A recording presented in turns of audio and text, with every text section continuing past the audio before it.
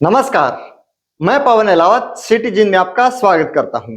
आज हरियाणा के अंदर आप देख रहे हैं बीजेपी की लहर चल रही है। वही लहर जो 2019 के अंदर कांग्रेस पार्टी की चल रही थी। जैसे कांग्रेस पार्टी के अंदर से नेता निकलकर भाग रहे थे, उस लहर की तरफ जो लहर कहीं उन्हें बहा ना ले जाए, उस लहर से वो भाग रहे थे। ऐसे ही लहर बीजेपी की आज हरियाणा में देख सकते हैं। बीजेपी की लहर चल रही है, उस लहर से हर नेता भागना चाहता है। 20 से ज्यादा नेता इस लहर से निकल चुके हैं, बहाव से बाहर जा चुके हैं। या तो वो कांग्रेस का दामन थाम रहे हैं या निर्दलीय इलेक्शन लड़ने की घोषणा कर रहे हैं। सफीदों से, जींद से, उचाना से, जुलाना से, पूरे हरियाणा से यदि मैं बात करता हूं तो नेताओं की होड़ लगी हुई है बीजेपी को छोड़ने की और कांग्रेस पार्टी या निर्दलीय चुनाव लड़ने की। यही लहर 2019 में कांग्रेस पार्टी की थी। आप देख रहे हैं कि नायब सैनी जी, विपिल जी और अनिल विज जी सभी अपने नेताओं को मनाने की कोशिश कर रहे हैं और अपने अपने बयानों से ये बताना चाह रहे हैं कि वो उनको मनाना चाहते हैं।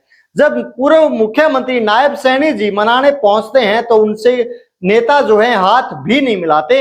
आप वीडियो में देख पा रहे हैं। मंत्री नायब सिंह सैनी रादौर विधानसभा के मंधार गांव पहुंचे।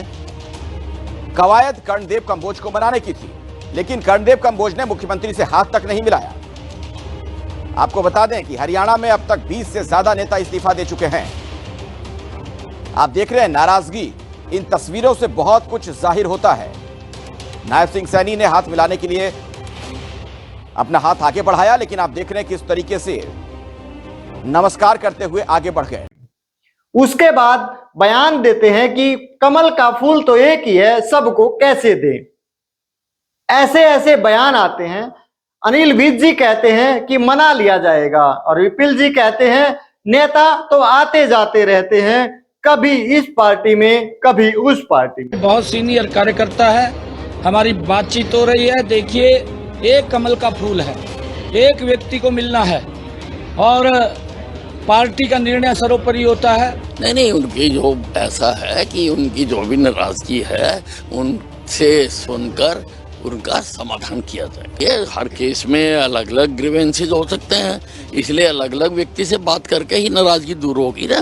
किसी एक पैमाने से तो सबकी नहीं हो सकती है। क्या किए जा रहे हैं, बिल्कुल उसी वक्त हमारे जो लीडर्स हैं वो उसी वक्त अपने काम पर लग गए हैं। हमने सभी समय अपने जो भी कार्यकर्ता संगठन में लगे हुए इनका ध्यान और इनका मान, इज्जत, सम्मान हमने किया है।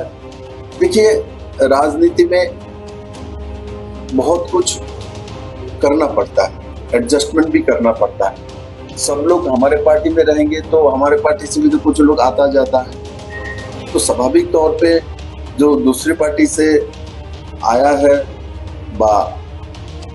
हमारे पार्टी में काम कर रहे हैं तो इनको प्रतिनिधित्व तो नहीं देंगे, समाज में उनका अधिकार नहीं है। हमने ऐसा कोई व्यक्ति को नहीं चुना जो समाज में उनका दायित्व नहीं है, वह समाज उनको नहीं।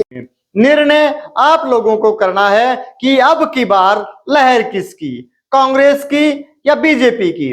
कांग्रेस की यदि लहर है तो भूपेंद्र सिंह हुड्डा अब की बार पूर्ण बहुमत से सरकार बना रहे हैं। इस लहर को देखते हुए तो हमें यही नजर आता है कि भूपेंद्र हुड्डा हरियाणा के अंदर पूर्ण बहुमत से सरकार बना लेंगे।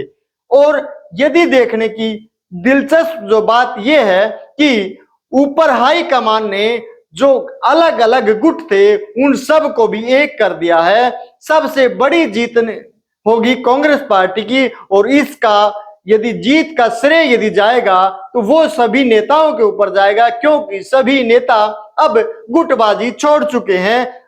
कांग्रेस पार्टी के अंदर अब गुटबाजी दिखाई नहीं देती, ना ही तो रणदीप सुरजेवाला की कोई गुटबाजी दिखती है, वो भी शांत हैं, ना ही शैलजा की कोई गुटबाजी दिखती है, वो भी शांत दिख रही है।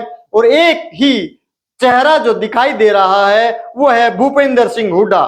भूपेंद्र सिंह हुड्डा हरियाणा के अंदर सरकार बनाते दिखाई दे रहे हैं। जैसे बीजेपी की लहर चल रही है उसको देखते हुए तो 100% कांग्रेस की सरकार आ रही है। नेताओं की होड़ लगी हुई है बीजेपी को छोड़ने की। देखते हैं ये सिलसिला कहां रुकता है, कैसे रुकता है। अभी तक के माहौल को देखते हुए तो हमें यही लगता है कि कांग्रेस हरियाणा के अंदर पूर्ण बहुमत से आ रही है। ऐसी खबरों को देखने के लिए मेरे साथ जुड़े रहे। मैं पवन अहलावत, सिटीजन। धन्यवाद, नमस्कार।